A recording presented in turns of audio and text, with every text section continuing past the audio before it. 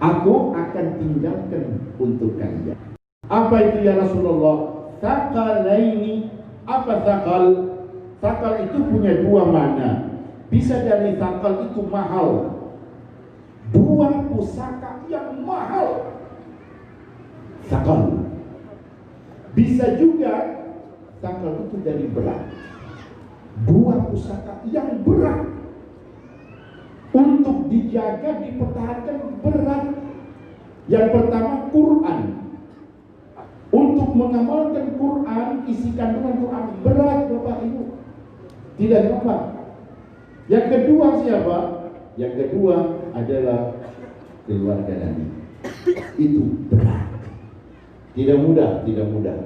Ya, dua-duanya berat. Tapi siapa yang berhasil, dia sukses berpegang kepada kedua peninggalan Nabi, dia tidak akan sesat di dunia dan tidak akan celaka di akhirat. Dilanjut, awwaluhuma, yang pertama dari dua pusaka kitabullah, Quran. Fihil huda wan nur, di dalamnya ada petunjuk, ada cahaya. Ketika kalian lagi sesat, bingung, saya harus kemana? Ya, Quran akan memberikan petunjuk. Ketika Anda merasa dalam kebingungan, seperti dalam kegelapan, Quran akan menerangi jalan Anda. Ini loh, ke kanan, ke kiri, lurus, lempeng, rem, dan seterusnya. Itu semuanya disebut di dalam Al-Quran. Fakhudhu bi kitabillah. Nabi pesan, pegang itu Quran. Wastamsiku bihi, jangan lepas, pegang yang kuat itu Quran. Itu yang pertama. Yang kedua apa ya Rasulullah? Wa ahlu baiti, keluargaku. Siapa keluarga Nabi? Tadi sudah dijelaskan. Nabi ingatkan, udzakirukumullah fi ahli baiti, udzakirukumullah fi ahli baiti, udzakirukumullah fi ahli baiti. Untuk urusan keluarga Nabi, Nabi ingatkan 3 kali. Awas ya, titip. Aku ingatkan, titip keluargaku. Ya, aku ajarkan kepada kalian segala macam untuk kemaslahatan dunia, untuk kemaslahatan akhirat, kebahagiaan dunia, kebahagiaan akhirat, supaya kalian di dunia sehat. Nabi ajarkan, nih yang halal, ini yang haram. Jangan makan kelelawar, nantinya kena virus. Nabi tidak katakan jangan makan kelelawar, ini haram, ini jangan, ya. Semua diajarkan. Alhamdulillah, berkah Nabi mengajarkan kepada kita ini yang halal, ini yang haram. Kita tidak makan biawak, biawak, kelelawar, ya, tidak makan yang haram, tidak makan. Subhanallah, alhamdulillah. Mereka yang tidak berpegangan kepada petunjuk Rasul Sallallahu Alaihi Wasallam dalam hal ini Al-Quran, mereka makan daging ular, mereka makan daging babi. Kita umat Islam jangan. Hurrimat alaikumum al-maitatu wad-damu wa lahmul khinzir, jangan. Daging babi jangan, haram. Enak, terserah. Iya. Alhamdulillah, kita begitu diingatkan oleh Allah lewat baginda Rasul, haram kita stop. Ya, mereka merasa aman, silakan.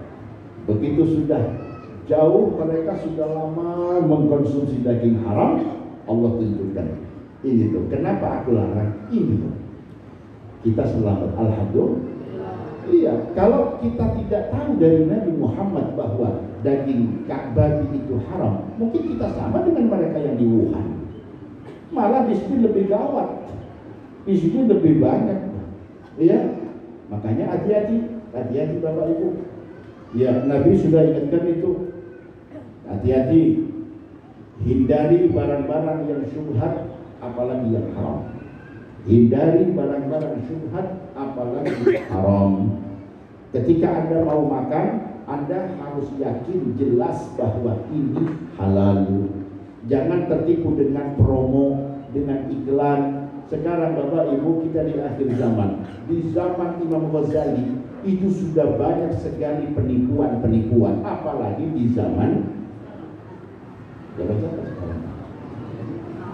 Iya. Zaman Imam Ghazali, dulu Ghazali ini Jokowi. Jadi ya harus hati-hati sendiri, kita harus hati-hati, khususnya dalam hal makanan. Jangan tertipu dengan promo apa gitu. Ya, Anda harus yakin. Subhanallah, sekarang Bapak Ibu, naudzubillah, ya, daging apa di sekitar apa kita makan, naudzubillah. Janganlah, Anda harus tahu, harus yakin. Ya, sebelum Anda makan, Anda harus yakin betul. Kalau dibilang ini daging sapi, Anda harus tahu. Ya, sebelum Anda makan, Anda harus paham betul, tahu ini sapi benar, siapa yang motongnya, dari mana. Ya, baca bismillah tidak. Kadang betul daging sapi, tapi karena dipotongnya tidak pakai bismillah, karena yang motong robot, yang potongnya robot tidak pakai bismillah, kan gitu. Iya, akhirnya apa? Akhirnya daging sapi yang sebetulnya halal karena dipotong tidak sesuai syariat, maka jadinya haram. Sudahlah, cuma bismillah. Jangan cuma bismillah. Di sini ada hikmah luar biasa besar di balik kenapa harus bismillah. Kenapa cara motongnya diajarkan sampai diajarkan Nabi, praktek Nabinya. Ini loh cara motongnya begini. Bukan asal mati. Ya, sudah binatangnya haram, cara motongnya haram. Binatangnya haram, cara motongnya diharamkan. Ya, kumpul di situ, virusnya kumpul. Ya, alhamdulillah sekarang Allah tunjukkan sehingga kita bisa tahu. Dah. Jadi maksudnya berpegang kepada Al-Quran dan kepada keluarga Rasul Shallallahu Alaihi Wasallam. Kemudian hadis berikutnya, riwayat Abu Sa'id Al-Khudri. Beliau meriwayatkan dari Nabi bahwa Nabi pernah bersabda, "Walladzi nafsi biyadi."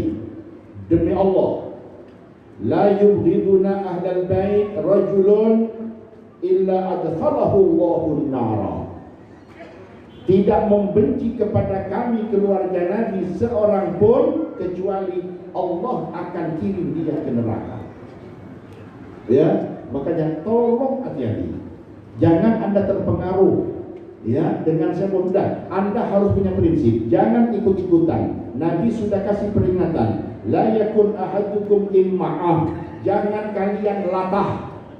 Jangan ikut-ikutan. Nah, orang-orang lagi ke sana, biarin. Orang mau ke sana terserah. Yang penting Anda tahu bahwa mereka ke sana itu salah. Anda harus berpegang, punya prinsip.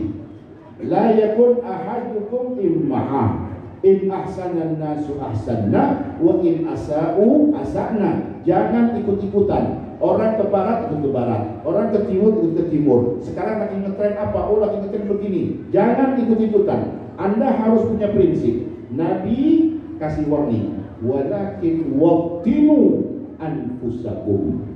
Kuatkan prinsip kalian.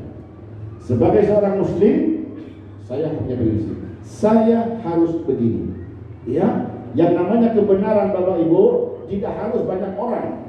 Zaman Rasul Shallallahu Alaihi Wasallam, ahlu Makkah semuanya musyrikin, cuma Nabi sendiri. Ya, jadi yang namanya kebenaran itu juga harus banyak orangnya. Oh, kita sekian juta orangnya, belum tentu benar.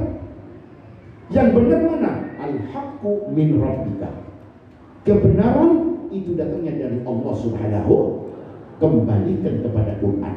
Kalau kata Quran benar, sami'na wa ata'na. Sekalipun cuma sendiri Anda, yang penting cocok dengan Al-Quran. Ya, kalau sudah tidak sama dengan Quran, tidak sesuai dengan Al-Quran, sekalipun yang melakukan itu jutaan orang, maaf, saya ikut Quran. Ya, Anda tidak sama dengan Quran, sekalipun banyak, maaf. Ya, saya tetap berpegangan kepada Al-Quran. Jadi hadis Jabir bin Abdullah itu memberikan warning kepada kita, hati-hati ya, karena mereka yang dalam hatinya ada kebencian terhadap keluarga Nabi. Tolong hati-hati Bapak Ibu. Kadang kita lihat ada di sana keluarga Nabi, karena beda pendapat, beda sudut pandang. Hati-hati, dalam hati jangan ada kebencian kepada dia. Ya, jangan ada kebencian kepada dia. Kenapa? Ingat ini, hadis riwayat Ibnu Hibban. Nabi sumpah, "Walladzi nafsi biyadihi." Demi Allah, la yubghiduna ahlal bait, tidak membenci kepada kami keluarga Nabi Ahlul Bait rajulun, siapa seorang, illa adkhalahu Allahu an-nar, kecuali Allah akan masukkan dia ke neraka. Maka Nabi juga ingatkan kepada kita, ya Bapak Ibu, kalau Anda cinta kepada diri Anda, pengen selamat, ya tolong hati-hati.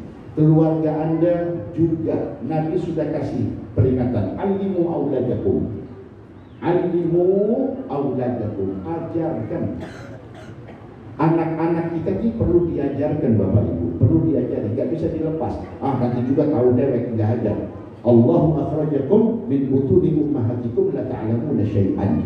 Ketika kita dilahirkan dari rahim ibu kita, kita tidak bisa apa-apa.